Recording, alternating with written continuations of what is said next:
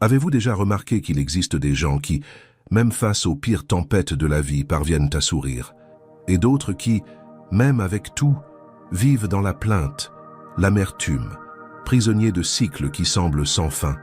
Quel est le secret? Qu'est-ce qui distingue ceux qui avancent de ceux qui stagnent?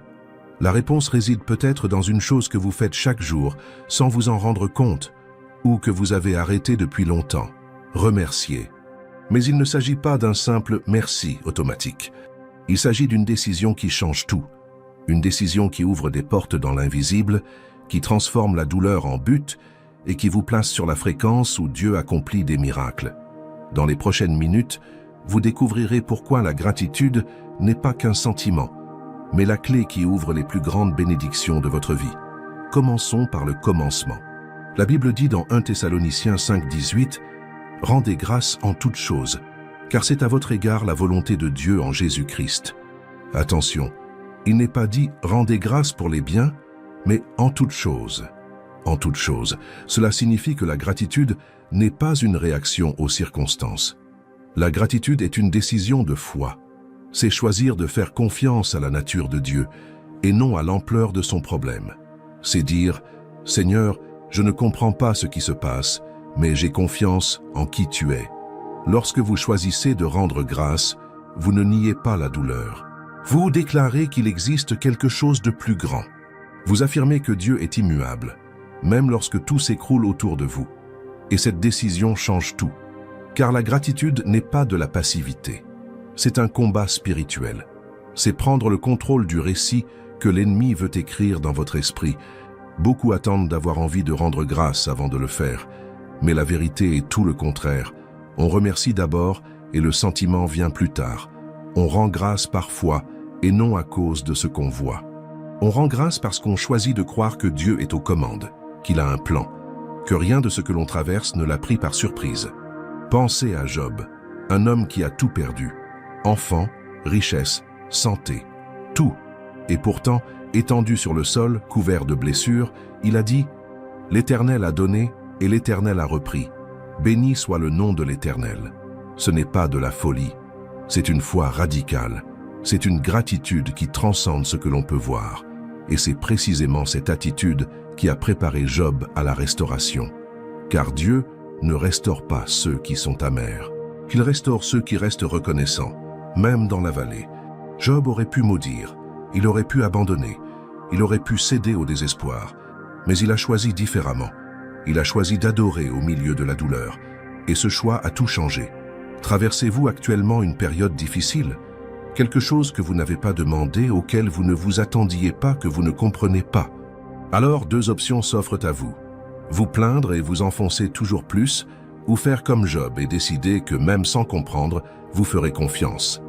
Même sans voir la lumière au bout du tunnel, vous croirez qu'elle existe. Même sans ressentir la présence de Dieu, vous l'adorerez parce qu'il est digne, quelles que soient les circonstances. Et voici quelque chose de puissant. Lorsque vous remerciez Dieu au milieu d'une épreuve, vous ne faites pas que résister. Vous surmontez. Car l'ennemi s'attendait à ce que cette situation vous détruise. Il comptait sur votre abandon. Il pariait sur votre défaite. Mais lorsque vous remerciez Dieu, vous dites « Tu as échoué. Cette tempête ne me renversera pas. Cette vallée ne m'ensevelira pas. Parce que je sers un Dieu plus grand que toute circonstance. » Et cette déclaration ébranle le royaume des ténèbres. Maintenant, comprenez ceci. Rendre grâce ouvre des portes, mais se plaindre les ferme. Vous connaissez ce sentiment de frapper à une porte qui ne s'ouvre jamais, de prier, de crier, de demander, mais rien ne se passe. Vous essayez peut-être d'entrer par la mauvaise porte. Se plaindre est comme une serrure rouillée. Elle bloque tout.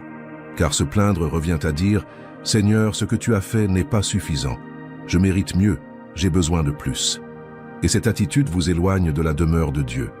Le psaume 100 dit « Entrez dans ses portes avec action de grâce, dans ses parvis avec louange. » L'action de grâce est la porte d'entrée vers la présence de Dieu. En rendant grâce, vous passez de la plainte à l'adoration. Et c'est dans l'adoration que Dieu agit. C'est là que les cieux s'ouvrent grands. C'est là que l'impossible devient possible. Car Dieu demeure au milieu des louanges de son peuple. Là où il y a gratitude, il y a mouvement spirituel. Là où il y a plainte, il y a stagnation. Pensez-y, combien de fois avez-vous passé la journée entière à vous concentrer sur ce que vous n'avez pas, sur ce qui n'a pas fonctionné, sur ce qui vous manque encore? Et combien de fois avez-vous pris le temps d'être reconnaissant pour ce que vous avez déjà, pour l'air que vous respirez, pour la vie qui palpite encore en vous, pour le toit au-dessus de votre tête, pour la nourriture sur votre table, pour les relations qui, même imparfaites, sont toujours là pour vous? Quand vous commencez à voir tout ce que vous avez déjà reçu, votre perspective change complètement. Et je vais vous dire une chose, le problème n'est pas que vous n'ayez pas de bénédiction. Le problème, c'est que vous avez cessé de les voir. Vous avez banalisé le miracle. Se réveiller chaque matin est un miracle. Être en assez bonne santé pour sortir du lit est un miracle. Manger à sa faim est un miracle. Avoir des gens qui se soucient de vous est un miracle. Mais vous avez cessé de les voir. Vous avez cessé de les apprécier. Et lorsque vous n'appréciez pas ce que vous avez, vous ouvrez la porte à l'ingratitude. Et l'ingratitude est l'une des armes les plus puissantes de l'ennemi pour vous voler votre joie. Et c'est là que la gratitude accomplit son premier miracle. Elle change votre perspective. Savez-vous pourquoi tant de gens vivent dans la frustration? Parce qu'ils se comparent sans cesse. Ils comparent leur vie à celle des autres. Ils comparent ce qu'ils ont à ce qu'ils aimeraient avoir. Ils comparent le présent à un passé idéalisé ou à un avenir qui n'est pas encore arrivé. Et cette comparaison est un gouffre sans fond. Elle ne sera jamais suffisante. Il manquera toujours quelque chose, mais quand on décide d'être reconnaissant, on cesse de comparer. On cesse de vouloir tout contrôler. On reconnaît qu'on a déjà tant reçu. Que Dieu nous a déjà donné la vie, un but et de l'attention. Que nous ne sommes pas là par hasard. Et quand on voit cela, notre cœur devient un terrain fertile. Savez-vous ce qui pousse dans un sol fertile? Les miracles, la provision, l'abondance. Car Dieu ne plante pas dans un sol amer. Il plante là où il y a de la gratitude. Jésus a enseigné cela avec force. Il a dit que certains cœurs sont comme un sol pierreux, d'autres comme un sol épineux. Mais il existe un type de sol qui produit 30, 60, voire 100 fois plus, la bonne terre. Et qu'est-ce qui fait une bonne terre? La volonté de recevoir. L'humilité de reconnaître que tout vient de Dieu. La gratitude qui dit « Seigneur, utilise ma vie pour ta gloire ». Essayez-vous constamment de contrôler chaque détail de votre vie? De tout faire par vos propres forces, c'est l'épuisement assuré. Car vous n'avez pas été créé pour porter le poids du monde sur vos épaules. Vous avez été créé pour faire confiance. Et la gratitude est le langage de la confiance. Lorsque vous remerciez, vous dites « Seigneur, je lâche prise ». J'ai confiance que tu sais ce qui est le mieux pour moi. J'ai confiance que tu prends soin de chaque détail, même de ceux que je ne vois pas. Et lorsque vous lâchez prise, quelque chose de surnaturel se produit. L'anxiété diminue. La peur perd son pouvoir. La paix qui surpasse toute compréhension commence à envahir votre cœur, car vous n'êtes plus seul à lutter. Vous vous reposez dans les bras de celui qui a créé l'univers. Et ce repos n'est pas de la paresse, c'est de la sagesse. C'est la reconnaissance que Dieu est Dieu et que vous n'avez pas besoin de l'être. Laissez-moi vous raconter une histoire vraie. J'ai connu une femme qui était sur le point de perdre sa maison. Ses dettes étaient énormes, la date limite approchait et, humainement parlant, il n'y avait aucune solution. Elle aurait pu paniquer, elle aurait pu désespérer. Mais savez-vous ce qu'elle a fait? Elle s'est mise à remercier. Chaque jour, à son réveil, elle disait « Seigneur, merci pour cette maison. Merci, car je sais que tu es aux commandes. » Et elle le faisait chaque jour, même quand tout semblait perdu. Et savez-vous ce qui s'est passé? La semaine précédant l'expulsion, quelqu'un qu'elle ne connaissait même pas bien s'est senti poussé à l'aider. Soudain, sans qu'elle le demande, cette personne a remboursé toute sa dette. Et lorsqu'on lui a demandé pourquoi elle l'avait fait, elle a répondu « Je ne peux pas l'expliquer. J'ai juste senti que Dieu me le disait. » Vous voyez, la gratitude de cette femme n'a pas manipulé Dieu, mais elle lui a ouvert le cœur pour accueillir le miracle que Dieu préparait déjà. Mais la gratitude va plus loin. Elle ne se contente pas de changer votre perspective, elle guérit votre être intérieur. Saviez-vous que la science a prouvé que les personnes reconnaissantes sont en meilleure santé, que la gratitude réduit l'anxiété, améliore le sommeil et renforce le système immunitaire? Ce n'est pas une coïncidence. Dieu a créé notre corps pour qu'il fonctionne au mieux lorsque nous sommes en accord avec sa volonté. Et rendre grâce est sa volonté. En intégrant la gratitude à votre quotidien, vous rééduquez votre esprit. Vous habituez vos pensées à voir le bon côté des choses, même dans le chaos. Et cela vous libère. Cela vous libère de l'amertume. Cela vous libère du ressentiment. Cela vous libère de la douleur que vous portez depuis des années. Car l'amertume est comme un poison que l'on absorbe en espérant que l'autre meure. Mais c'est vous qui mourrez, intérieurement, petit à petit. Et la gratitude est l'antidote. Pensez à toutes les fois où vous avez été pris au piège d'un cycle de négativité. Vous vous souvenez des offenses. Vous vous remémorez ce que quelqu'un vous a fait. Vous vous demandez comment les choses auraient pu être différentes. Ce cycle vous consume. Il vous prive d'énergie. Il vous prive de joie. Il vous prive d'avenir. Mais en choisissant d'être reconnaissant, vous brisez ce cycle. Vous dites « Je ne laisserai plus le passé dominer mon présent. Je choisis de voir ce que Dieu fait maintenant. » Et ce changement de perspective est révolutionnaire. Car là où se trouve votre concentration, là se trouve votre foi. Si vous vous concentrez sur le manque, vous attirerez davantage de manque. Si vous vous concentrez sur les problèmes, vous en verrez partout. Mais si vous vous concentrez sur l'abondance, si vous vous concentrez sur les bénédictions que vous avez déjà, vous commencerez à en voir davantage. Vous commencerez à vivre à la fréquence de la multiplication. Et voyez-vous, ce n'est pas de la pensée positive facile. Ce n'est pas la loi de l'attraction. C'est un principe biblique. C'est ce que Jésus a enseigné lorsqu'il a dit « À celui qui a, on donnera davantage ». Quand on est reconnaissant pour le peu, Dieu nous confie beaucoup. Quand on est fidèle dans les petites choses, Dieu nous propulse vers les grandes choses. Car la gratitude révèle le caractère. Elle révèle la maturité. Elle révèle qu'on est prêt à en faire plus. Il y a un passage puissant dans Philippiens 4, 6, 7. « Ne vous inquiétez de rien, mais en toute chose, faites connaître vos besoins à Dieu par des prières et des supplications, avec des actions de grâce. Et la paix de Dieu, qui surpasse toute intelligence, gardera vos cœurs et vos pensées en Jésus-Christ. » L'avez-vous remarqué? Des requêtes avec action de grâce. Il ne s'agit pas seulement de demander, il s'agit de demander avec gratitude. Il s'agit d'exprimer vos besoins, de reconnaître que Dieu a déjà tant fait pour vous et que vous pouvez lui faire confiance pour le faire à nouveau. Et le résultat, la paix. Une paix qui dépasse l'entendement. Une paix qui n'a aucun sens selon la logique humaine. La paix au cœur de la tempête. La paix tant que le problème demeure irrésolu. Car la paix de Dieu ne dépend pas des circonstances.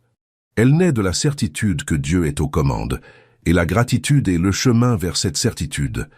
Maintenant, je veux que vous fassiez quelque chose avec moi. Prenez quelques secondes et pensez à 3 choses pour lesquelles vous êtes reconnaissant aujourd'hui. Ce peut être quelque chose de simple ou de grand, mais réfléchissez, ressentez. Et si vous appréciez ce contenu, ce message qui vous touche, faites un geste pour moi. Laissez un j'aime ci-dessous.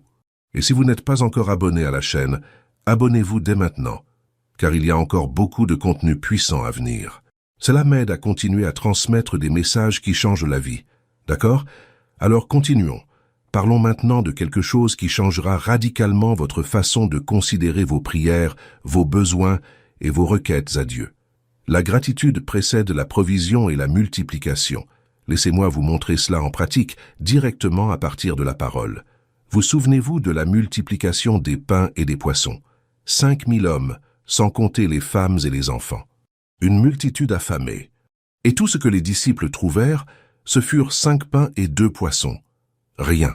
Ce n'était rien comparé aux besoins. Mais regardez ce que Jésus fit. Avant de multiplier, il rendit grâce. Jean 6, 11 dit « Jésus prit les pains, et après avoir rendu grâce, il les distribua. Il rendit grâce avant le miracle. Il n'attendit pas la multiplication pour rendre grâce. Il rendit grâce pour le peu, et le peu devint plus que suffisant. » C'est profond. Car la plupart d'entre nous font le contraire. Nous regardons les petits détails et nous nous plaignons. Nous regardons le manque et le désespoir. Nous regardons les problèmes et oublions ceux qui nous entourent. Mais Jésus nous a enseigné que les miracles commencent par la gratitude, qu'on remercie pour ce qu'on a entre les mains, aussi petit soit-il, et que Dieu fait le reste. Imaginez la scène. Les disciples étaient inquiets. « Maître, renvoie cette foule. Il se fait tard. Ils ont besoin d'acheter de la nourriture. » Et Jésus répondit, « Donne-leur toi-même à manger. » Imaginez leur désespoir. « Nous? Mais avec quoi? Nous n'avons que 5 pains et 2 poissons. » Mais Jésus resta imperturbable. Il prit le peu qu'il avait, leva les yeux au ciel, remercia le Père et commença à distribuer. Et à mesure qu'il distribuait, il multipliait. Plus il donnait, plus il en apparaissait. Et ce n'est pas tout. Après que tout le monde eut mangé et fut rassasié, il restait encore 12 paniers pleins. 12, plus qu'au début. Car lorsque Dieu multiplie, il ne se contente pas de rendre suffisant. Il rend abondant. Il fait déborder, il rend excédentaire. Car le caractère de Dieu n'est pas celui de la pénurie, mais de l'abondance. Il n'est pas le Dieu du plus ou moins, il est le Dieu du beaucoup plus. Et ce n'est pas tout. Lazare était mort au tombeau depuis 4 jours. Lorsque Jésus arriva et avant de le ressusciter, il pria. Et savez-vous ce qu'il dit? Jean 11, verset 41. « Père, je te rends grâce de ce que tu m'as exaucé. » Jésus rendit grâce avant la résurrection. Il rendit grâce avant d'en voir le résultat. Car sa foi ne dépendait pas de ce que les yeux voyaient. Sa foi était ancrée dans la personne de Dieu. Pensez-y, Lazare était mort depuis 4 jours. Il sentait déjà mauvais. Marthe l'avait même prévenu. « Seigneur, il sent mauvais maintenant, car il est là depuis 4 jours. » Tout indiquait qu'il était trop tard, qu'il n'y avait plus rien à faire. Mais Jésus ne se laissa pas décourager. Il ne regarda pas l'impossible dans le naturel. Il regarda qui est le Père, et il rendit grâce. Il rendit grâce parce qu'il savait que le Père l'entend toujours. Il rendit grâce parce qu'il avait confiance en la puissance du Père. Il rendit grâce parce qu'il était certain du miracle. Puis il s'écria « Lazare, sors !» Et le mort sortit, lié de bandelettes, mais vivant. Et Jésus ordonna « Détache-le et laisse-le aller. » Vous voyez, la gratitude a précédé la résurrection. L'adoration a précédé le miracle. La confiance a précédé la victoire. Voyez-vous le schéma ici? La gratitude n'est pas une réaction, c'est une action. C'est choisir de remercier d'avance, confiant que Dieu est déjà à l'œuvre. Et ce faisant, vous préparez votre cœur à recevoir. Car la gratitude ne manipule pas Dieu. Il n'est pas un génie dans une bouteille que l'on frotte pour faire un vœu. Mais la gratitude vous met en phase avec son cœur. La gratitude vous met dans la bonne position pour recevoir la bénédiction et l'utiliser pour bénir les autres. Savez-vous quel est le problème de beaucoup de gens? Ils désirent la bénédiction, mais ne s'y préparent pas. Ils veulent la provision, mais n'ont pas l'esprit d'abondance. Ils veulent le miracle, mais ils se plaignent sans cesse du processus. Et puis quand la bénédiction arrive, ils ne savent plus quoi en faire. Ils la gaspillent. Ils ne l'utilisent que pour eux-mêmes. Ils oublient que nous avons été bénis pour être une bénédiction. Mais quand vous vivez dans la gratitude, quand vous remerciez pour les petites choses, quand vous reconnaissez que tout vient de Dieu, vous comprenez que la bénédiction n'est pas seulement la vôtre. Elle passe par vous pour atteindre les autres. Vous devenez un canal, et Dieu aime utiliser des canaux. Il aime ceux qui ne s'accrochent pas à la bénédiction, mais qui la répandent, ceux qui la multiplient, et non qui l'accumulent. Et voyez comme c'est intéressant. Plus vous donnez, plus vous recevez. Plus vous bénissez, plus vous êtes bénis. Non pas parce que vous marchandez avec Dieu, mais parce que vous agissez selon le principe du royaume, le principe de semer et de récolter. Le principe selon lequel il ne manque rien quand on est entre les mains de Dieu. Proverbe 11, 25 dit « Une âme généreuse prospère, et celui qui réconforte les autres sera lui-même réconforté. » Vous voyez, la générosité engendre la prospérité. Pas seulement financièrement, mais dans tous les domaines. Quand vous bénissez, vous êtes bénis. Quand vous allégez le fardeau d'autrui, Dieu allège le vôtre. Quand vous apportez votre soutien à quelqu'un, Dieu pourvoit à vos besoins. Et ce n'est pas qu'une théorie. J'ai vu cela se produire à maintes reprises. Des gens dans le besoin ont décidé d'aider quelqu'un. Et soudain, de nulle part, la grâce est arrivée, de manière inattendue, de sources qu'ils n'imaginaient pas. Car quand on sème dans le besoin, on récolte en abondance. Quand on donne le peu qu'on a, Dieu multiplie ce qu'il veut nous donner. Mais qu'en est-il lorsque la vie est difficile? Qu'en est-il lorsqu'on est dans la vallée et non sur la montagne? Qu'en est-il lorsque le miracle semble lointain et que la souffrance est bien présente? C'est là que la gratitude révèle sa plus grande puissance. Rendre grâce au milieu de la souffrance n'est pas de la naïveté. C'est un combat spirituel. Job n'a pas accepté passivement sa perte. Il a choisi d'adorer. Il a choisi de rendre grâce. Et cela a confondu l'enfer. Car l'ennemi s'attendait à ce qu'il maudisse Dieu. Il s'attendait à ce qu'il abandonne. Il s'attendait à ce que la douleur le détruise. Mais ce ne fut pas le cas. Car Job avait compris ce que beaucoup ignorent encore. Ce que l'on fait dans la vallée détermine ce que l'on reçoit sur la montagne. Je vais vous dire quelque chose sur Job que beaucoup ignorent. Il a tout perdu en un seul jour. Tous ses enfants, tous ses biens. En quelques heures, sa vie s'est effondrée. Et après, il a perdu la santé. Il était couvert de plaies de la tête aux pieds. Sa propre femme lui a dit « Maudis Dieu et meurs ». Même ses amis l'ont accusé, disant qu'il avait dû pécher pour mériter tout cela. Mais Job resta ferme. Il ne comprenait pas pourquoi. Il s'interrogeait, il pleurait, il se lamentait. Mais il ne maudissait pas. Il n'abandonnait pas. Il ne cédait pas à l'amertume. Et savez-vous ce qui arriva finalement? Dieu restaura tout au double. Job reçut 2 fois plus de richesses. Il eut davantage d'enfants. Il vécut assez longtemps pour voir des générations et des générations de descendants. Parce qu'il avait surmonté l'épreuve, parce que sa gratitude, même dans la souffrance, le qualifiait pour la restauration. Abraham est un autre exemple frappant. Dieu lui a promis une descendance aussi nombreuse que les étoiles du ciel. Mais les années ont passé, les décennies, et rien. Sarah était stérile, Abraham était vieux. Tout, en toute logique humaine, indiquait que la promesse ne s'accomplirait pas. Mais Abraham a rendu grâce pour la promesse avant qu'elle ne s'accomplisse.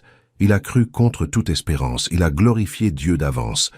Et c'est cette fois cette gratitude anticipée qui a été comptée comme justice. Romains 4, versets 19 à 21 dit « Et sans faiblir dans la foi, quoiqu'il considérât son corps déjà usé, car il avait environ 100 ans, et l'âge était avancé comme celui de Sarah, il ne douta point, par incrédulité, au sujet de la promesse de Dieu. Mais il fut fortifié dans la foi, donnant gloire à Dieu, et ayant la pleine conviction que ce qu'il promet, il pouvait l'accomplir. Avez-vous compris? Abraham avait absolument raison. Il n'avait aucun doute, même quand tout indiquait le contraire, même quand la logique criait « impossible ». Il rendit gloire à Dieu. Il le remercia d'avance. Et cette gratitude soutint sa foi pendant des années, jusqu'à ce que la promesse s'accomplisse. Attendez-vous l'accomplissement d'une promesse de Dieu? Êtes-vous las d'attendre? Considérez-vous votre situation comme impossible? Alors, faites comme Abraham. Soyez reconnaissant maintenant. Soyez reconnaissant pour la promesse qui n'a pas encore été accomplie.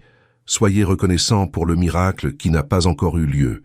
Soyez reconnaissant parce que vous croyez en la fidélité de Dieu, et cette gratitude soutiendra votre foi dans la vallée. Et ce n'est pas tout. Jésus, à la veille de la croix, sachant tout ce qui allait arriver, a institué la Sainte Seine. Et il a rendu grâce.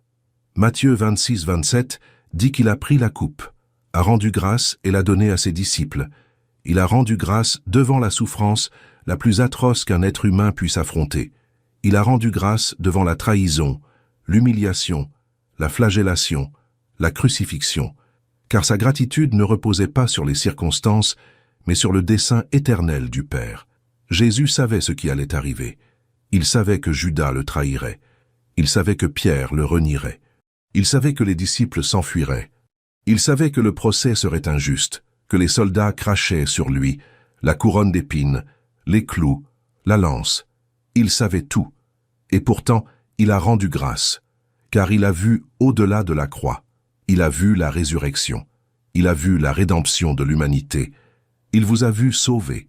Quand vous rendez grâce dans la souffrance, vous dites « Seigneur, je ne comprends pas ce que tu fais, mais j'ai confiance en un dessein plus grand. J'ai confiance que tu écris une histoire que je ne vois pas encore achevée. J'ai confiance que de l'autre côté de cette vallée, un témoignage attend de naître. Et savez-vous ce qui se passe quand vous faites cela? Votre foi se renforce. Votre espoir reste vivant. Vous n'abandonnez pas. Vous continuez à avancer, un pas à la fois, même quand tout en vous veut s'arrêter. Car la gratitude est le carburant du voyage. C'est ce qui vous fait avancer quand tout s'écroule autour de vous. Et je ne parle pas de faire comme si tout allait bien. Je ne parle pas de nier la douleur. Je parle d'honorer la douleur, de la reconnaître mais sans lui donner le pouvoir de définir qui vous êtes. On peut pleurer et être reconnaissant en même temps. On peut être brisé et continuer à adorer Dieu. car la véritable adoration ne dépend pas de ce qu'on ressent. Elle dépend de qui est Dieu. Le psaume 35 dit « Les pleurs durent une nuit, mais la joie vient au matin. Êtes-vous dans la nuit? Alors pleurez. Déversez vos larmes sur Dieu. Il peut gérer la situation. Il comprend. Mais ne restez pas dans la nuit. Soyez reconnaissants pour le matin qui vient. Soyez reconnaissants que la nuit ne soit pas éternelle. Soyez reconnaissants que celui qui a commencé une bonne œuvre en vous soit fidèle pour l'achever. Paul et Silas l'ont compris. Ils étaient emprisonnés, enchaînés, battus. Il était minuit. Tout était sombre, douloureux, injuste. Mais savez-vous ce qu'ils ont fait? Acte 16, 25 dit « Ils priaient et chantaient des louanges à Dieu. Ils rendaient grâce en prison. Ils adoraient en captivité. » Et que s'est-il passé? Un tremblement de terre. Les portes se sont ouvertes. Les chaînes se sont brisées. Leur gratitude les a non seulement libérés, mais aussi tous les prisonniers autour d'eux. Imaginez la scène. Il était minuit. Leurs corps étaient meurtris. Leur dos était déchiré par les coups de fouet. Leurs pieds étaient enchaînés aux ceps. Tout leur faisait mal. Tout était injuste.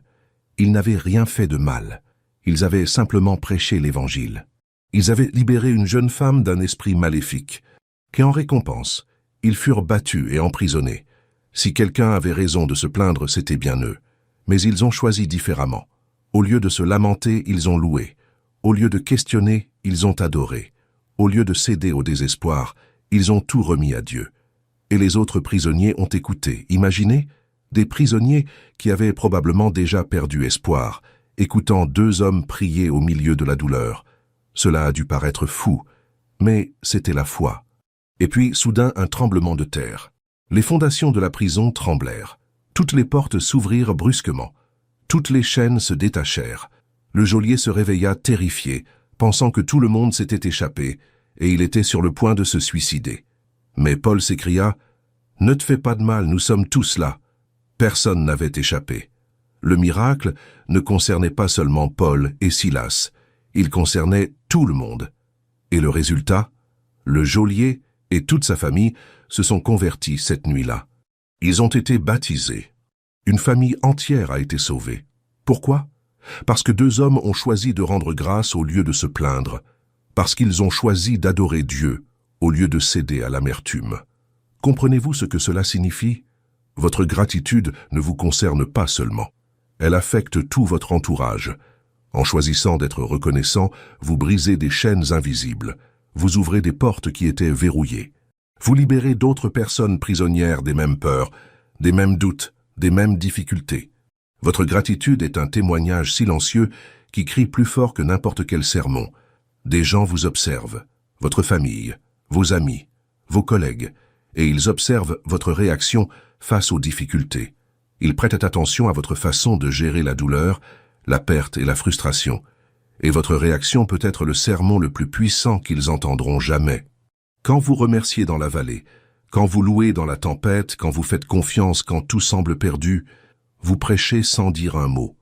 Mais parlons maintenant d'un point que beaucoup négligent. Comment la gratitude transforme les relations et le caractère. Savez-vous pourquoi tant de relations sont brisées aujourd'hui? Pourquoi les familles sont divisées? Pourquoi les églises sont blessées? À cause d'un manque de gratitude. Parce qu'il est bien plus facile de voir les défauts d'autrui que de reconnaître ses qualités. Il est bien plus facile de critiquer que d'apprécier. Il est bien plus facile d'exiger que de remercier. Mais quand on décide d'être reconnaissant, on change. On juge moins, on devient plus compatissant. On commence à voir les gens non pas pour leurs défauts, mais pour ce qu'ils sont, des êtres humains en devenir, tout comme soi. Et quand on se voit ainsi, on devient plus patient, plus bienveillant, plus aimant, et cela transforme nos relations. Maris, quand avez-vous remercié votre femme pour la dernière fois? Pas seulement pour ce qu'elle fait, mais pour ce qu'elle est. Quand l'avez-vous regardée dans les yeux pour la dernière fois et lui avez-vous dit « Merci d'être à mes côtés. Merci de croire en moi. Merci d'avoir bâti cette famille avec moi. » Ces mots ont un pouvoir. Ils guérissent les blessures. Ils rapprochent les cœurs. Ils renouvellent l'amour. Femme, à quand remonte la dernière fois où vous avez exprimé votre gratitude à votre mari? Pas automatiquement, mais du fond du cœur. Vous l'avez remercié pour ses efforts, pour le travail qu'il accomplit, pour ses efforts pour s'améliorer chaque jour, même lorsqu'il commet des erreurs. Votre mari a besoin de l'entendre. Il a besoin de savoir que vous reconnaissez sa valeur, car un homme qui se sent valorisé par sa femme est un homme qui se battra pour sa famille jusqu'au bout. Parents, remerciez-vous vos enfants ou vous contentez-vous de l'exiger? Reconnaissez-vous leur réussite ou soulignez-vous seulement leurs erreurs?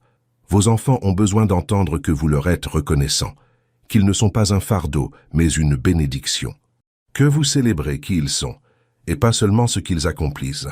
Car les enfants qui grandissent en entendant la gratitude de leurs parents deviennent des adultes sûrs d'eux, capables d'aimer et d'être aimés. Enfants, reconnaissez-vous les efforts de vos parents ou vous plaignez-vous simplement de ce que vous n'avez pas? Êtes-vous reconnaissant pour la nourriture sur la table, les vêtements dans le placard, le toit au-dessus de votre tête? Vos parents ne sont peut-être pas parfaits, mais ils font de leur mieux.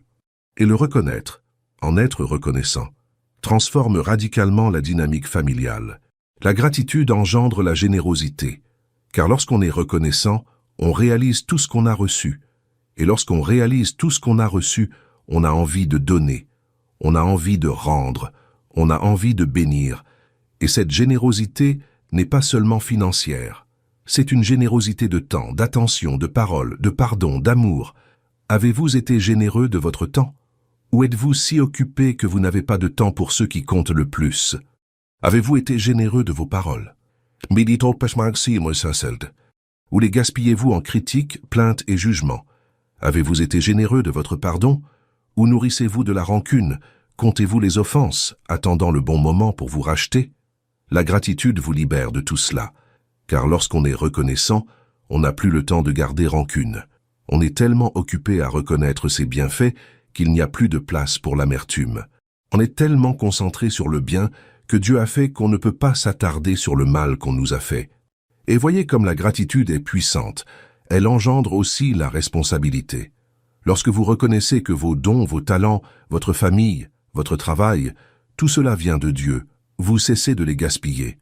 Vous cessez de vous plaindre de votre travail et commencez à faire de votre mieux. Vous cessez de sous-estimer vos dons et commencez à les utiliser pour la gloire de Dieu. Vous cessez de négliger votre famille et commencez à investir en elle. Car tout ce que vous avez est un don de Dieu. Et les dons demandent du soin, de la reconnaissance et une utilisation judicieuse.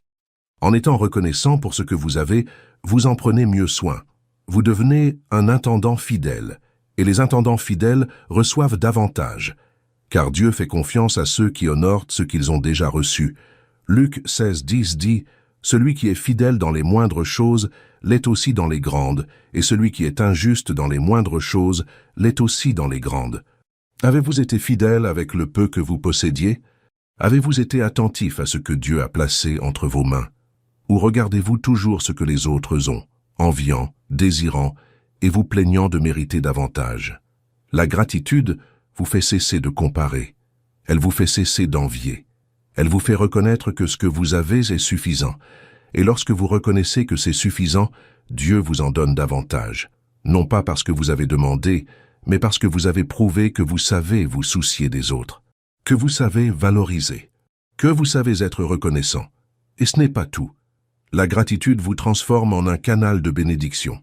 Vous connaissez ces personnes qui, où qu'elles soient, apportent la lumière, qui transforment les environnements par leur simple présence, qui apportent paix, joie, espoir. Ce sont des personnes reconnaissantes, car la gratitude est contagieuse. Elle se propage, elle contamine, elle transforme l'atmosphère. Avez-vous déjà pénétré dans une maison et ressenti une lourdeur, une tension inexplicable? Ce n'est pas une coïncidence. C'est le résultat de paroles négatives, de pensées amères et d'un manque de gratitude. Mais lorsque quelqu'un dans cette maison décide de remercier, tout change.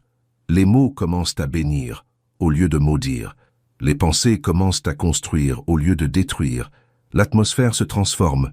Paul et Silas, encore une fois, ils n'ont pas été simplement libérés. Ils ont transformé toute la prison. Les autres prisonniers ont écouté. Le geôlier a écouté. Et des vies ont été sauvées. Une famille entière s'est convertie cette nuit-là.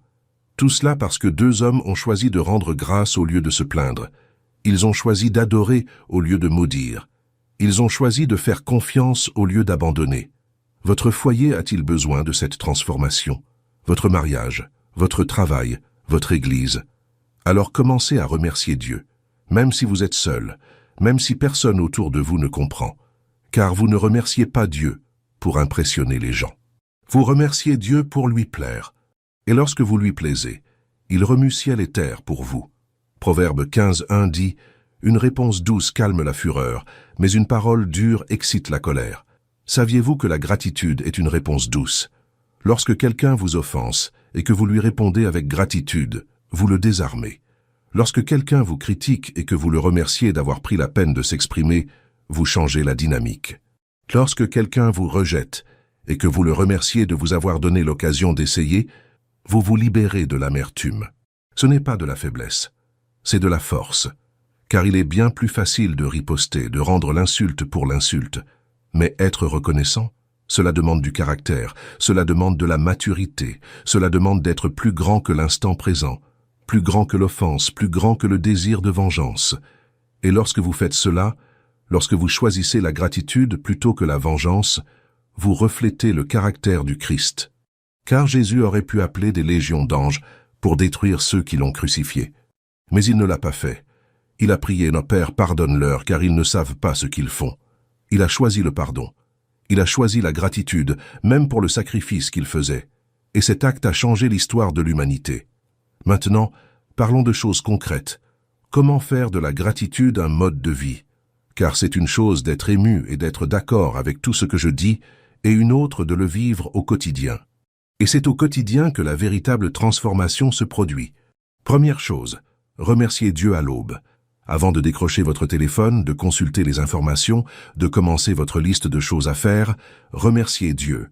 Dites « Seigneur, merci pour cette nouvelle journée. Merci pour le souffle de vie. Merci d'être avec moi. » Cette simple pratique change le ton de votre journée, car vous commencez avec gratitude et non avec anxiété. Vous mettez Dieu au centre et non vos problèmes.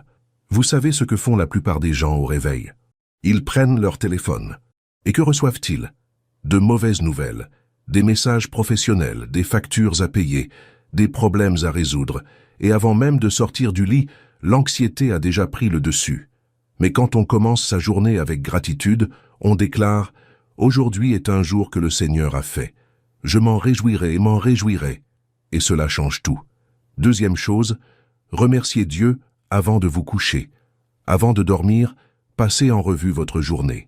Ne vous concentrez pas sur ce qui a mal tourné, mais sur ce qui a bien fonctionné. Sur ce que Dieu a fait, sur les petites victoires, sur les moments de grâce, et remerciez Dieu. Cela vous apportera le repos, car vous ne vous endormirez pas, l'esprit rempli de soucis. Vous vous endormirez le cœur en paix. Il existe une technique simple. Chaque soir, notez 3 choses pour lesquelles vous êtes reconnaissant ce jour-là. Ce peut être quelque chose d'important, comme une promotion au travail, ou quelque chose de simple, comme un délicieux café le matin. Peu importe. L'important, c'est d'entraîner votre esprit à rechercher le positif. Et avec le temps, cela devient automatique.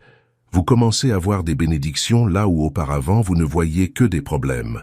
Troisièmement, soyez reconnaissant pour le visible et l'invisible, pour ce que vous voyez et ce que vous ne voyez pas, pour la nourriture sur votre table et les anges que Dieu a envoyés pour vous protéger, pour votre travail et les portes que Dieu a fermées pour vous protéger, pour la santé de votre corps et la guérison qui se produit dans l'invisible.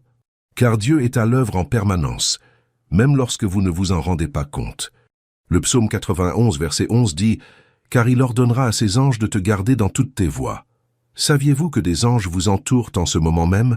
Ils vous protègent, ils vous protègent. Ils livrent des combats dont vous ignorez l'existence. Vous ne les voyez pas, mais ils sont là. Et cela mérite votre gratitude. Combien de fois avez-vous quitté la maison sans que rien de grave ne vous arrive? Combien de fois avez-vous conduit sans avoir d'accident? Combien de fois vous êtes-vous trouvé au mauvais endroit au mauvais moment, mais Dieu vous a délivré sans même que vous vous en rendiez compte? Ce n'est pas de la chance, c'est une protection divine. Et cela mérite d'être reconnu. Et cela mérite d'être remercié. Quatrièmement, dites merci à voix haute. Les mots ont du pouvoir. En exprimant votre gratitude, vous prédisez votre vie. Vous libérez la foi autour de vous. Vous apprenez à vos enfants, à votre conjoint et à vos amis à être reconnaissants eux aussi. Car la gratitude s'apprend par l'exemple, et non par la parole. Proverbe 18:21 dit « La mort et la vie sont au pouvoir de la langue. Votre langue a du pouvoir. Pouvoir de bénir ou de maudire. Pouvoir de construire ou de détruire. Pouvoir d'apporter la vie ou la mort. Alors, utilisez ce pouvoir avec sagesse. Utilisez-le pour remercier. Utilisez-le pour bénir. Utilisez-le pour proclamer les promesses de Dieu sur votre vie. Au lieu de dire « Quelle journée horrible !» dites « Seigneur, merci d'être avec moi en cette journée difficile. » Au lieu de dire « Rien ne va bien dans ma vie », dites « Seigneur, merci de faire concourir tout à mon bien. » Au lieu de dire « Je n'en peux plus », dites « Seigneur, merci de ce que ta grâce me suffit et de ce que ta puissance s'accomplit dans ma faiblesse. » Voyez-vous la différence? Il ne s'agit pas de nier la réalité. Il s'agit de choisir de la voir à travers les yeux de Dieu. Il s'agit de dire ce que Dieu dit de vous, et non ce que disent les circonstances. Il s'agit de choisir la foi plutôt que la peur, l'espoir plutôt que le désespoir, la gratitude plutôt que la plainte. Et savez-vous ce qui se passe quand vous faites cela chaque jour? Chaque instant devient un autel. Chaque jour devient un témoignage. Nul besoin de monter en chair pour prêcher. Votre vie parle. Votre attitude témoigne. Votre sourire, même dans les moments difficiles, annonce que vous servez un Dieu plus grand que toute circonstance. Et les gens le remarqueront. Ils demanderont « Comment trouvez-vous la paix au milieu du chaos? Comment parvenez-vous à sourire quand les choses vont mal? Quel est votre secret ?» Et alors, nul besoin d'un sermon élaboré. Dites simplement « J'ai choisi d'être reconnaissant. J'ai choisi de faire confiance à Dieu. Et cela a tout changé. » La gratitude comme mode de vie ne signifie pas être parfait. C'est être intentionnel. C'est faire des choix quotidiens qui harmonisent votre cœur avec celui de Dieu. Et ce faisant, vous vivez chaque instant comme un cadeau, chaque respiration comme un cadeau, chaque relation comme une bénédiction. Et cela vous donne un but, car vous ne vous contentez plus d'exister. Vous vivez vraiment. 1 Thessaloniciens 5, versets 16 à 18 dit « Réjouissez-vous toujours. Priez sans cesse. Rendez grâce en toutes choses, car c'est à votre égard la volonté de Dieu en Jésus-Christ. Avez-vous compris ce commandement? Réjouissez-vous. Priez. Rendez grâce. C'est la volonté de Dieu pour vous. Non pas de vous compliquer la vie, mais de la rendre pleine, de lui donner un sens, de la transformer. Maintenant, laissez-moi vous montrer le dernier point, et peut-être le plus important de tous, la gratitude comme adoration qui attire la présence de Dieu. Car en fin de compte, tout se résume à ceci. Dieu ne s'intéresse pas seulement à vos louanges, il s'intéresse à votre présence. Il désire la communion avec vous, il désire l'intimité, et la gratitude est le langage de l'intimité. Lorsque vous franchissez ces portes avec action de grâce et ces parvis avec louange, comme le dit le psaume 100, vous ne suivez pas seulement un rituel, vous vous approchez du trône. Vous entrez dans la chambre du roi, et en sa présence, tout change. En présence de Dieu, l'ordre règne. Le chaos que vous vivez commence à prendre sens. Les pièces du puzzle qui semblaient disjointes commencent à s'assembler, car Dieu est un Dieu d'ordre, non de confusion. Et lorsqu'il est au centre, l'ordre s'installe. 1 Corinthiens 14, 33 dit « Car Dieu n'est pas un Dieu de confusion, mais de paix. Vivez-vous dans la confusion? Votre esprit est-il chaotique? Vos pensées sont-elles désorganisées? Vos émotions sont-elles en ébullition? Entrez dans la présence de Dieu. Et comment? Avec gratitude, avec louange, avec adoration. En présence de Dieu, il y a la paix. Non pas la paix du monde, superficielle et dépendante des circonstances, mais la paix qui surpasse toute intelligence. La paix qui protège votre cœur et votre esprit. La paix qui vous permet de dormir paisiblement, même lorsque les problèmes demeurent irrésolus. Car vous savez que ceux qui prennent soin de vous ne dorment ni ne sommeillent. Le psaume 121, versets 3 et 4 dit « Il ne permettra pas que ton pied chancelle, celui qui te garde ne sommeillera pas. Voici, celui qui garde Israël ne sommeillera ni ne dormira. Pendant que vous dormez, Dieu travaille. Pendant que vous vous reposez, il travaille. Pendant que vous vous arrêtez, il continue. Car il ne s'arrête jamais, il n'abandonne jamais. il ne vous abandonne jamais. En présence de Dieu, il y a une direction. Les décisions que vous ne savez pas prendre, les chemins que vous ne savez pas suivre, deviennent clairs. Car la parole dit que Dieu est une lampe à nos pieds et une lumière sur notre sentier. Et lorsque vous êtes proche de lui, la lumière brille davantage. Le chemin devient plus clair. Vous ne savez pas quelle décision prendre, quel chemin suivre, quelle porte ouvrir. Cessez d'essayer de tout comprendre mentalement. Entrez en la présence de Dieu. Remerciez-le, adorez-le et attendez, car en sa présence, la direction vient. Elle ne viendra peut-être pas immédiatement. Elle ne se présentera peut-être pas sous la forme que vous attendez, mais elle vient, car Dieu est fidèle pour guider ses enfants. Et quand Dieu est au centre de votre vie, tout coule de source. Vous cessez de vivre en pilotage automatique. Vous cessez de simplement survivre. Vous commencez à vous épanouir. Pas nécessairement dans les biens matériels, même si Dieu peut aussi vous bénir de cette façon. Mais vous vous épanouissez dans votre âme, dans votre esprit, dans vos relations, dans votre vocation, parce que vous êtes en harmonie avec le Créateur de l'univers. La 3e épître de Jean, verset 2 dit « Bien-aimé, je souhaite que tu prospères à tous égards et sois en bonne santé, comme prospère l'état de ton âme. » Vous avez vu, la prospérité commence dans l'âme. Quand votre âme est en bonne santé, quand vous êtes en harmonie avec Dieu, tout le reste s'arrange. Votre santé s'améliore, vos relations s'améliorent, vos finances s'améliorent. Non pas parce que vous manipulez Dieu, mais parce que vous vivez selon l'ordre qu'il a établi. Et voyez comme c'est intéressant. Plus vous adorez, plus vous avez envie d'adorer. Plus vous remerciez, plus vous trouvez de raisons d'être reconnaissant. Car l'adoration engendre l'adoration. La gratitude engendre la gratitude. C'est un cercle vertueux qui vous élève toujours plus haut, toujours plus près du cœur de Dieu. Et lorsque vous êtes proche du cœur de Dieu, l'impossible devient possible. Ce qui était fermé s'ouvre. Ce qui était mort ressuscite. Car avec Dieu, rien n'est impossible. Et il ne fait pas de distinction de personne. Ce qu'il a fait pour les autres, il peut le faire pour vous.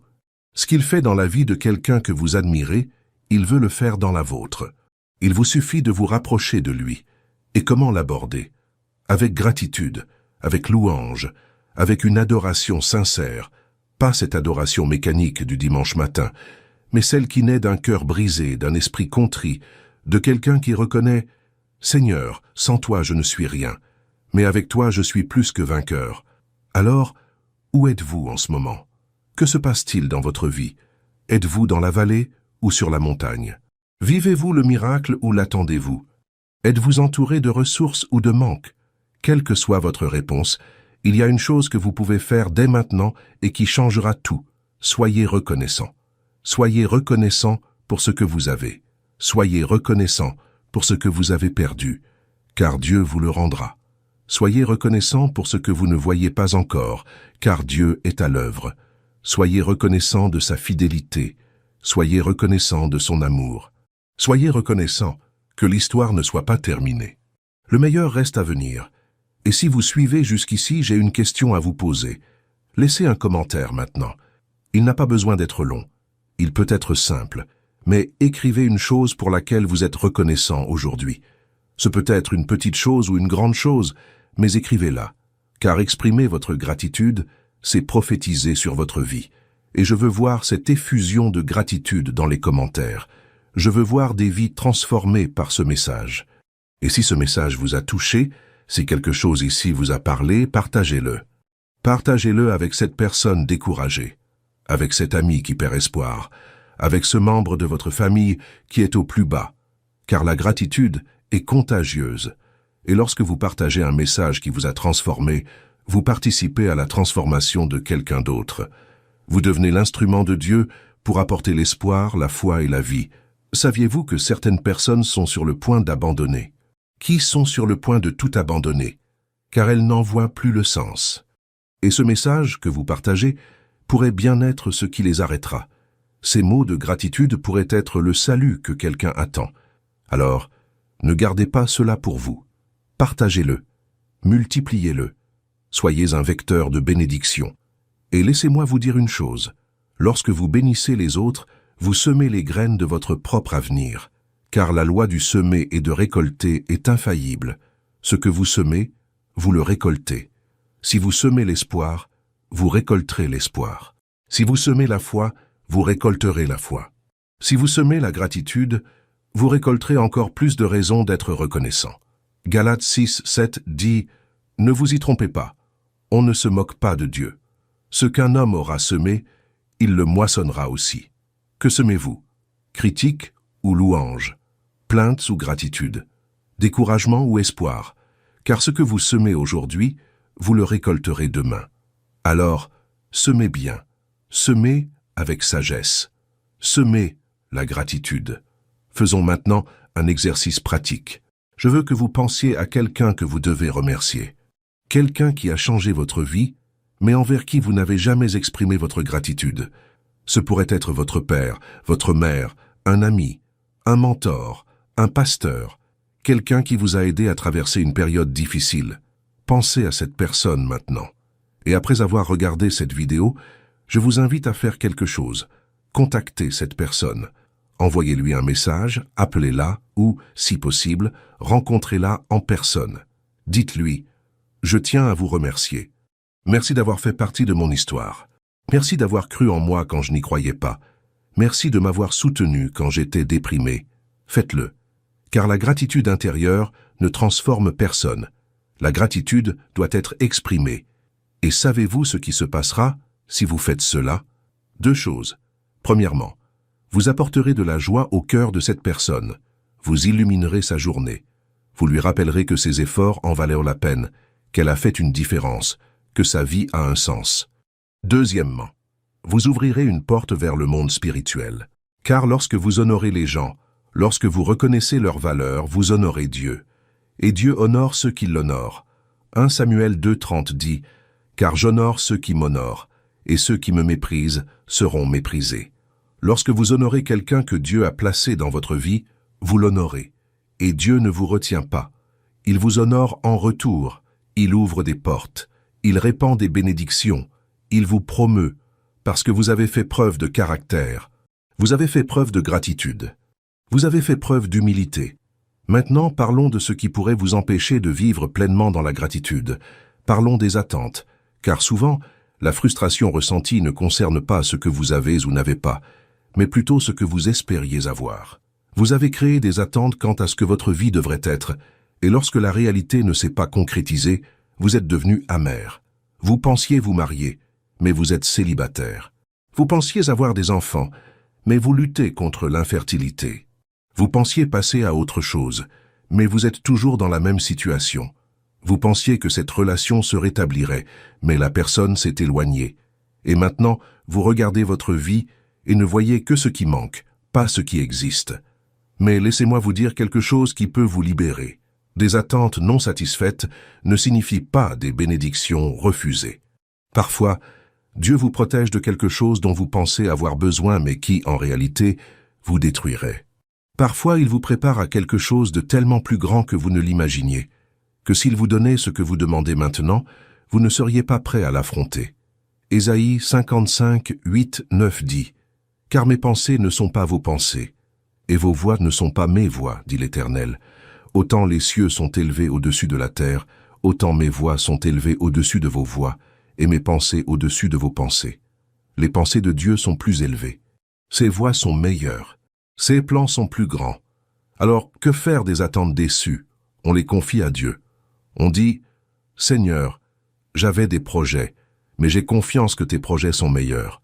J'avais des rêves, mais j'ai confiance que tes rêves pour moi sont plus grands. Je n'attendais qu'une chose, mais je te remercie pour ce que tu m'as donné, car je sais que c'est exactement ce dont j'ai besoin en ce moment. » Et quand vous faites cela, quand vous échangez vos attentes contre la confiance en Dieu, quelque chose de puissant se produit. Vous cessez de vivre dans l'angoisse. Vous cessez d'exiger quoi que ce soit de la vie. Vous cessez de regarder les autres avec envie, et vous commencez à vivre avec légèreté, parce que vous ne portez plus le poids de tout faire advenir. Vous vous reposez sur celui qui a déjà tout fait pour vous. Et écoutez, cela ne signifie pas que vous abandonniez vos rêves. Cela ne signifie pas que vous cessez d'avoir des objectifs. Cela signifie que vous les confiez à Dieu et que vous dites « Si telle est votre volonté, qu'elle soit faite. » Et si ce n'est pas le cas, Accordez-moi la grâce de l'accepter et la sagesse de voir ce que vous faites à la place, car bien mieux vous attend que vous ne pouvez l'imaginer. Jérémie 29, 11 dit « Car je connais les projets que j'ai formés sur vous, dit l'Éternel, projets de paix et non de malheur, afin de vous donner un avenir et de l'espérance. » Avez-vous vu? Dieu a des projets. Ce ne sont pas les vôtres, ce sont les siens. Et ces projets sont toujours meilleurs, toujours plus élevés, toujours plus glorieux. Il suffit d'avoir confiance. Et la confiance s'exprime par la gratitude. Quand vous remerciez pour ce que vous avez, même si ce n'est pas ce que vous attendiez, vous dites « Seigneur, j'ai confiance en toi. J'ai confiance que tu sais ce que tu fais. J'ai confiance que tu es bon même quand je ne comprends pas. » Et cette confiance réjouit le cœur de Dieu, car la foi n'est pas la compréhension. La foi, c'est la confiance, même sans compréhension. Il y a une belle histoire dans l'Ancien Testament qui illustre parfaitement cela. L'histoire de Joseph. Il avait des rêves donnés par Dieu. Des rêves où il deviendrait grand, où ses frères se prosterneraient devant lui. Mais que s'est-il passé? Ses frères l'ont vendu comme esclave. Il a fini en Égypte. Il a été accusé à tort d'avoir tenté de violer la femme de Potiphar. Il a été arrêté. Il a été oublié en prison pendant des années. Si l'on observait la vie de Joseph à ces moments-là, on pourrait croire que Dieu l'avait abandonné, que ses rêves étaient des mensonges, qu'il n'y avait aucun espoir. Mais Joseph ne le pensait pas. Il est resté fidèle. Il a continué à servir avec brio, où qu'il soit. Il a continué à croire que Dieu avait un plan, même lorsque celui-ci était absurde. Et savez-vous ce qui s'est passé? Dieu a transformé toute cette souffrance en un but. Joseph est devenu gouverneur d'Égypte. Il a sauvé sa famille de la famine. Il a sauvé une nation entière. Et lorsque ses frères se sont enfin inclinés devant lui, lorsque le rêve s'est réalisé d'une manière bien plus grande qu'il n'aurait pu l'imaginer, Joseph a dit quelque chose de puissant dans Genèse 50, 20. « Vous aviez médité de me faire du mal, mais Dieu l'a changé en bien pour accomplir ce qui arrive maintenant. Sauver un peuple nombreux. » Voyez-vous, ce qui devait détruire Joseph est devenu le chemin de sa promotion. Ce qui devait le détruire est devenu le moyen de sauver des milliers de personnes, car Dieu transforme tout. Il prend le mal planifié par d'autres et le transforme en bien. Il prend la douleur et la transforme en but. Il prend la vallée et la transforme en tremplin vers la montagne. Alors, si vous traversez actuellement une période insensée, injuste ou inadéquate, n'abandonnez pas. Restez fidèle. Gardez confiance. Continuez à rendre grâce, car Dieu écrit une histoire bien plus grande que ce que vous pouvez imaginer. Et à la fin, quand tout rentrera dans l'ordre, vous regarderez en arrière et serez reconnaissant, même pour les choses que vous pensiez devoir vous détruire. Abordons maintenant un sujet que beaucoup évitent d'aborder, mais qui est essentiel, le prix de l'ingratitude. Car si la gratitude ouvre des portes, l'ingratitude les ferme, et les ferme hermétiquement. La Bible regorge d'exemples de personnes qui ont tout perdu à cause de l'ingratitude. Vous souvenez-vous de Lucifer? Il était le chérubin oint. Il se tenait en présence de Dieu. Il avait tout. Mais il n'était pas reconnaissant. Il voulait plus. Il voulait ce qui ne lui appartenait pas. Et il est tombé. Il est tombé du ciel dans l'abîme. Car l'ingratitude est la racine de l'orgueil. Et l'orgueil précède la chute. Ézéchiel 28 décrit Lucifer comme le chérubin oint qui protège. Il avait un accès direct au trône de Dieu. Il était parfait dans ses voies, couvert de pierres précieuses. Mais son cœur était rempli d'orgueil.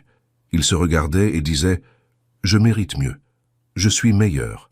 Je mérite d'être adoré. » Et cette ingratitude, cet orgueil, l'ont détruit. Vous souvenez-vous du peuple d'Israël dans le désert? Dieu les a fait sortir d'Égypte par sa main puissante et son bras étendu. Il a séparé la mer Rouge. Il a donné la manne du ciel, l'eau du rocher, une nuée le jour et une colonne de feu la nuit. Mais ils se sont plaints. Ils ont murmuré. Ils étaient ingrats. Et que s'est-il passé? Une génération entière est morte dans le désert. Ils ont vu les miracles, mais ils n'ont pas eu accès à la promesse, car leur ingratitude les en a empêchés. Nombre 14, verset 11, dit « L'Éternel dit à Moïse, « Jusqu'à quand ce peuple m'irritera-t-il? Et jusqu'à quand ne me croira-t-il pas, malgré tous les signes que j'ai faits au milieu d'eux ?» Dieu avait accompli des miracles incroyables. Il les avait délivrés de l'esclavage. Il avait pourvu à leurs besoins quotidiens. Mais ils étaient ingrats. et leur ingratitude était considérée comme de l'incrédulité, et leur incrédulité les empêchait d'entrer dans la terre promise. Vous souvenez-vous des 10 lépreux guéris par Jésus? 10 furent guéris, mais un seul revint rendre grâce. Luc 17. Et Jésus demanda, « Les 10 n'ont-ils pas été guéris? Où sont les 9? 9 furent guéris, mais ils perdirent quelque chose de plus grand, la communion avec le guérisseur, à cause de leur ingratitude. » Et il y a un détail intéressant dans cette histoire. Le seul qui revint pour rendre grâce était un Samaritain. C'était celui dont on s'attendait le moins. Les 9 autres étaient des Juifs, c'étaient ceux qui auraient dû le mieux connaître Dieu, mais ils partirent sans rendre grâce. Et Jésus le fit remarquer. Il remarqua leur ingratitude, et il remarqua leur gratitude. Voyez-vous le schéma? L'ingratitude ne fait pas qu'entraver les bénédictions futures, elle vous vole ce que vous avez déjà, elle vous aveugle à l'œuvre de Dieu, elle endurcit votre cœur, elle vous éloigne de la présence de Dieu. Et lorsque vous êtes loin de la présence de Dieu, vous êtes vulnérable à tout, la peur, l'anxiété, la dépression, le désespoir, le péché. Alors, si vous avez vécu dans l'ingratitude, si vous vous plaignez plus que vous n'êtes reconnaissant, si vous ne voyez que ce qui manque et ignorez ce qui est, arrêtez-vous maintenant. Arrêtez-vous avant qu'il ne soit trop tard. Arrêtez-vous avant que les portes ne se ferment. Arrêtez-vous avant de perdre ce que Dieu veut vous donner. Et repentez-vous. Demandez pardon à Dieu. Dites, « Seigneur, pardonne mon ingratitude. Pardonne mon aveuglement. Ouvre mes yeux pour que je voie ta bonté. Ouvre mon cœur pour que je reconnaisse tes bénédictions. » Et si vous faites cela sincèrement, Dieu vous restaurera. Il vous donnera une nouvelle chance. Il rouvrira des portes, car Dieu ne vous abandonne pas. Il attend toujours votre retour, toujours prêt à tout recommencer, toujours prêt à vous montrer que ses plans pour vous sont toujours valables. Le psaume 13, 8, 12 dit « L'Éternel est miséricordieux et compatissant, lent à la colère et riche en bonté. Il ne reprend pas à toujours et ne garde pas sa colère à toujours. Il ne nous traitera pas selon nos péchés et ne nous punira pas selon nos iniquités. Car autant les cieux sont élevés au-dessus de la terre, autant sa bonté est grande pour ceux qui le craignent. Autant l'Orient est éloigné de l'Occident, autant il éloigne de nous nos transgressions. Dieu est miséricordieux. Il ne garde pas rancune. Il ne vous rappelle pas votre passé. Lorsque vous vous repentez, lorsque vous revenez à lui, il vous accueille à bras ouverts. Il efface vos transgressions. Il vous offre un nouveau départ, car tel est son caractère. Il est le Dieu des secondes chances, le Dieu de la restauration, le Dieu qui ne vous abandonne jamais. Mais tu dois décider. Personne ne peut décider à ta place, ni tes parents, ni ton pasteur, ni tes amis. C'est une décision personnelle, une décision quotidienne. C'est se réveiller et se dire « Aujourd'hui, je choisis la gratitude. Aujourd'hui, je choisis de voir le bien. Aujourd'hui, je choisis de faire confiance à Dieu. » Et recommencer demain et après-demain, jusqu'à ce que cela devienne naturel, jusqu'à ce que cela fasse partie de toi. Parce que la gratitude n'est pas un événement, c'est un processus, c'est un cheminement. Vous ne vous réveillerez pas demain matin parfaitement reconnaissant pour tout. Vous aurez des journées difficiles. Il y aura des moments où vous aurez envie de vous plaindre. Et c'est normal. Vous êtes humain. Mais dans ces moments-là, vous vous arrêtez, vous respirez et vous choisissez à nouveau. Choisissez d'être reconnaissant. Choisissez de faire confiance. Choisissez d'adorer. Et avec le temps, vous remarquerez quelque chose de magnifique. La gratitude devient plus facile. Ce qui demandait autrefois des efforts coule désormais de source. Ce qui était autrefois une lutte devient joie. Parce que votre cœur a été éduqué, votre esprit a été renouvelé. Vous êtes devenu une nouvelle créature. Et cette nouvelle créature vit dans l'abondance, non dans le manque. Dans la joie, non dans la tristesse. Dans la foi, non dans la peur. 2 Corinthiens 5, 17 dit « Si quelqu'un est en Christ, il est une nouvelle créature. » Les choses anciennes sont passées. Voici, toutes choses sont devenues nouvelles. Vous êtes une nouvelle créature. L'ancien est passé. Cette personne qui se plaignait sans cesse, qui était amère, qui était prisonnière de cycles de négativité, cette personne n'est plus. Vous êtes nouveau. Vous êtes différent. Et vous pouvez vivre différemment. Et savez-vous ce qu'il y a de plus beau dans tout cela? En changeant, vous changez le monde qui vous entoure. Vos enfants apprennent à être reconnaissants en vous voyant remercier. Votre conjoint devient plus reconnaissant parce que vous l'êtes. Vos amis commencent à voir la vie différemment parce que vous la voyez différemment. Vous devenez sel et lumière. Vous devenez influence. Vous devenez un témoignage vivant de la puissance transformatrice de Dieu. Matthieu 5, 13, 14 dit « Vous êtes le sel de la terre. Mais si le sel perd sa saveur, avec quoi le salera-t-on? Il ne sert plus qu'à être jeté dehors et foulé aux pieds par les hommes. Vous êtes la lumière du monde. Une ville située sur une montagne ne peut être cachée. Vous êtes le sel. Vous êtes la lumière. Vous êtes appelé à faire la différence. Et la gratitude est l'un des moyens les plus puissants d'y parvenir. Et voilà, mon ami, ce que signifie vivre une vie qui a un impact. Ce qui compte, ce n'est pas le nombre de personnes qui connaissent votre nom. Ce qui compte, c'est le nombre de vies que vous avez touchées. Ce qui compte, ce n'est pas ce que vous avez accumulé. Ce qui compte, c'est ce que vous avez donné. Ce n'est pas vos talents. Ce qui compte, c'est la façon dont vous les avez utilisés pour la gloire de Dieu et le bien des autres. Alors aujourd'hui, maintenant, à cet instant précis, vous avez le choix. Vous pouvez continuer à vivre comme vous l'avez toujours fait, à vous plaindre des mêmes choses, à être frustré par les mêmes situations, à vous enliser dans les mêmes schémas. Ou vous pouvez décider différemment. Vous pouvez décider qu'à partir d'aujourd'hui, la gratitude sera votre étendard. La louange sera votre arme. La confiance en Dieu sera votre fondement. Et si vous faites ce choix, si vous vous y engagez vraiment, je peux vous garantir une chose. Votre vie ne sera plus jamais la même. Dieu accomplira des choses si grandes, si inattendues, si glorieuses, que vous regarderez en arrière et direz « ça en valait la peine ». Chaque larme, chaque épreuve, chaque nuit blanche, ça en valait la peine. Parce que ça m'a amené ici. Parce que ça a fait de moi ce que je suis. Parce que ça m'a appris à compter sur Dieu. Romains 8, 28 dit « Nous savons du reste que toute chose concourt au bien de ceux qui aiment Dieu, de ceux qui sont appelés selon son dessein. » Toutes choses. Pas seulement les bonnes choses. Tout. Les joies et les peines. Les victoires et les défaites. Les montagnes et les vallées. Tout concourt au bien. Tout a un but. Tout fait partie du grand plan de Dieu. Et quand vous y parviendrez, quand vous vivrez ce miracle qui semble impossible aujourd'hui, n'oubliez pas de rendre grâce. N'oubliez pas de glorifier ceux qui le méritent. N'oubliez pas de partager votre témoignage pour encourager ceux qui sont dans la même situation que vous. Car c'est le cycle de la bénédiction. Vous êtes bénis pour bénir. Vous recevez pour donner. Vous êtes guéris pour guérir. Vous êtes libérés pour libérer. Terminons avec une action concrète que vous pouvez faire dès maintenant.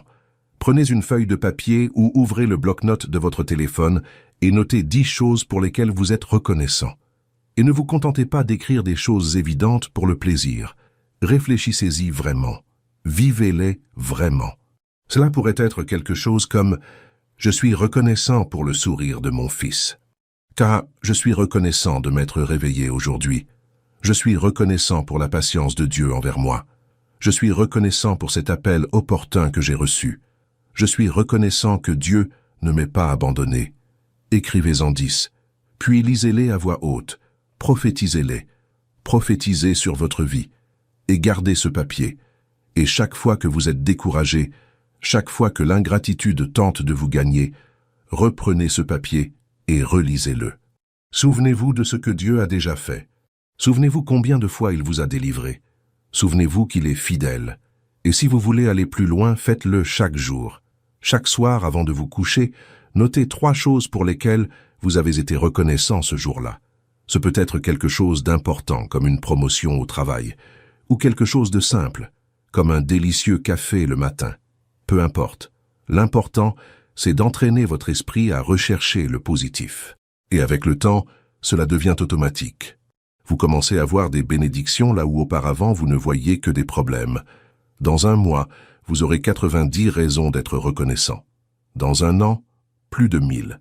Et en regardant en arrière, vous réaliserez que votre vie a toujours été remplie de bénédictions. Il vous suffisait d'ouvrir les yeux et de les voir. Car le problème n'a jamais été un manque de bénédictions.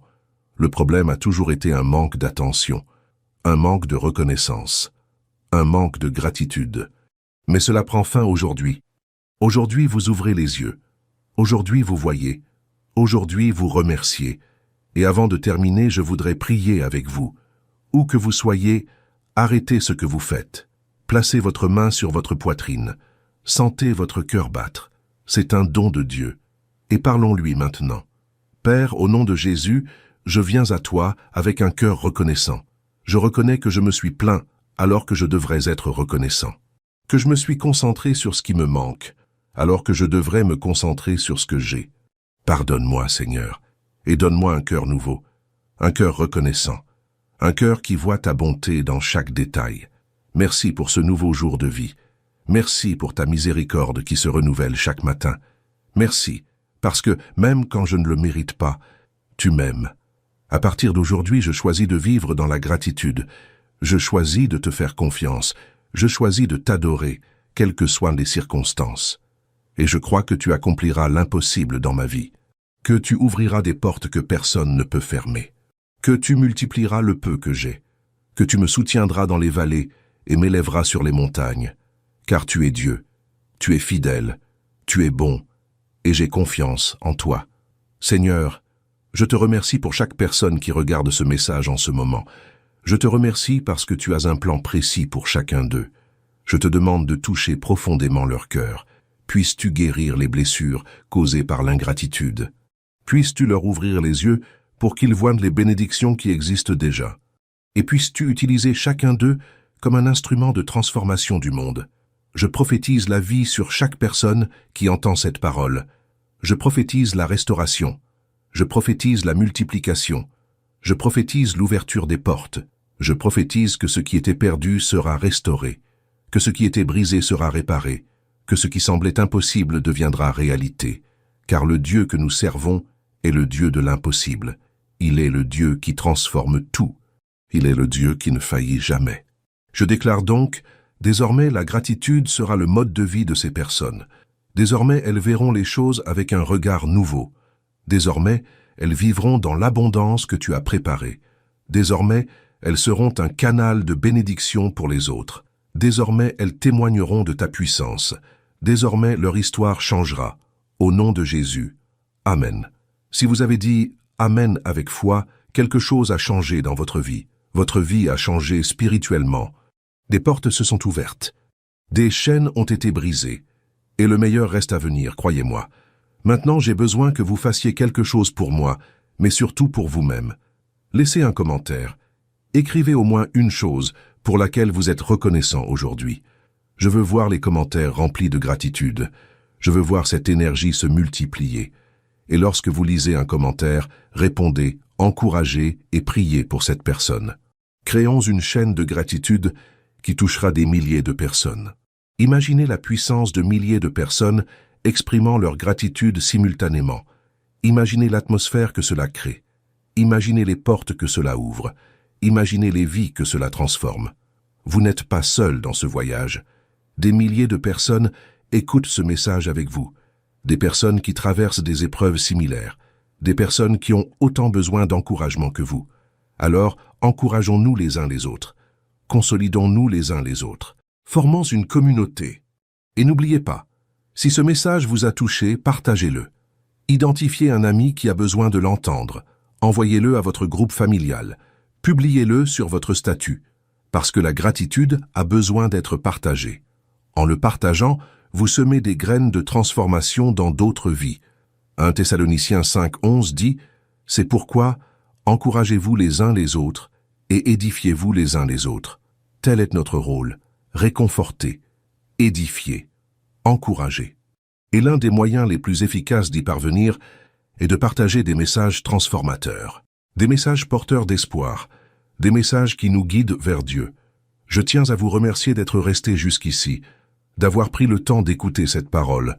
Cela montre que vous recherchez quelque chose de plus, que vous ne vous contentez pas d'une vie médiocre, que vous désirez vivre pleinement ce que Dieu a prévu pour vous. Et je vous prédis dès maintenant, vous vivrez pleinement. Vous verrez des miracles, vous bénéficierez de la grâce, vous verrez l'impossible devenir possible. Parce que vous avez choisi la gratitude. Et la gratitude attire la présence de Dieu. Et là où Dieu est présent, tout est possible. Alors allez en paix, allez avec foi, allez avec gratitude. Et rappelez-vous chaque jour est un cadeau. Chaque instant est une opportunité. Chaque souffle est un miracle. Ne le gâchez pas, ne vous plaignez pas, soyez reconnaissants, car la vie est trop courte pour vivre dans l'ingratitude et trop longue pour vivre sans but. Choisissez un but, choisissez la gratitude, choisissez Dieu, il vous attend. Les bras ouverts, prêts à vous accueillir, prêts à vous restaurer, prêts à vous utiliser d'une manière que vous ne pouvez même pas imaginer. Tout ce dont il a besoin, c'est de votre décision, de votre abandon, de votre oui.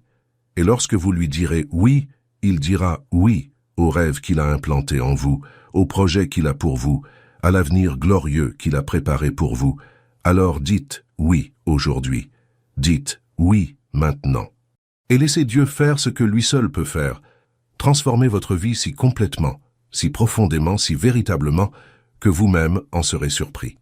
Et n'oubliez pas, la gratitude n'est pas une fin, c'est le début d'une nouvelle histoire, le début d'un nouveau voyage, le début d'une vie qui vaut la peine d'être vécue. Et je crois avec vous que le meilleur de cette histoire reste à venir. Apocalypse 21, 5 dit « Et celui qui était assis sur le trône dit « Voici, je fais toutes choses nouvelles. » Dieu renouvelle toutes choses, dans votre vie, dans votre famille, dans vos relations, dans vos finances, dans votre ministère. Il renouvelle, il restaure, il transforme, et vous en serez témoin. Vous le vivrez, vous le célébrerez. Que Dieu vous bénisse, que Dieu vous garde, que Dieu fasse briller sa face sur vous et vous donne la paix. Beaucoup de paix, celle que le monde ne peut ni donner ni enlever. Et on se retrouve dans la prochaine vidéo, avec d'autres enseignements qui transformeront votre vie. D'ici là, continuez à rendre grâce, gardez confiance, continuez à croire, car le meilleur de Dieu pour vous est à venir. Soyez-en sûrs. Et laissez-moi vous dire une dernière chose avant de terminer. Vous n'êtes pas arrivé ici par hasard. Ce n'est pas une coïncidence si vous avez cliqué sur cette vidéo. Ce n'est pas un hasard si vous l'avez regardé jusqu'au bout. C'est Dieu. Il a tout orchestré pour que ce message vous parvienne précisément aujourd'hui, car il sait ce dont vous avez besoin. Il connaît les difficultés que vous traversez. Il connaît la douleur que vous ressentez. Il connaît l'épuisement qui vous gagne. Et il veut que vous sachiez qu'il est avec vous, qu'il ne vous a jamais abandonné, qu'il ne vous abandonnera jamais, et que ce message de gratitude n'est pas qu'une simple information, c'est une révélation. C'est la clé dont vous aviez besoin pour accéder à la prochaine étape de votre vie. C'est le secret qui changera tout. Alors ne laissez pas ce message s'éteindre. Vivez-le, mettez-le en pratique, partagez-le, et voyez Dieu accomplir des merveilles dans votre vie, car il est fidèle, il est puissant, et il vous aime plus que vous ne pouvez l'imaginer. Au revoir et que Dieu vous bénisse. Et n'oubliez jamais, la gratitude n'est pas facultative, elle est essentielle, elle fait la différence entre vivre et exister, entre prospérer et survivre, entre être témoin de miracles et rester coincé dans les mêmes problèmes. Choisissez la gratitude, choisissez la vie, choisissez Dieu, et tout le reste se mettra en place.